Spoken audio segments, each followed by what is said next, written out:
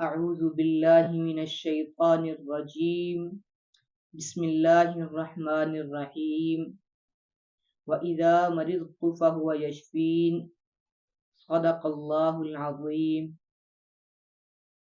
اللہ تعالیٰ کا ارشاد کرامی ہے قرآن پاک کی سورۃ الشعراء آیت نمبر 80، جس کا ترجمہ یہ ہے، اور جب میں بیمار ہوتا ہوں تو اللہ تعالیٰ ہی مجھے شفا دیتا ہے۔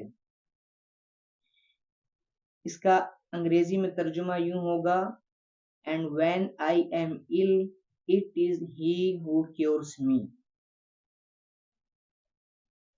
خیر الناس من ينفع الناس،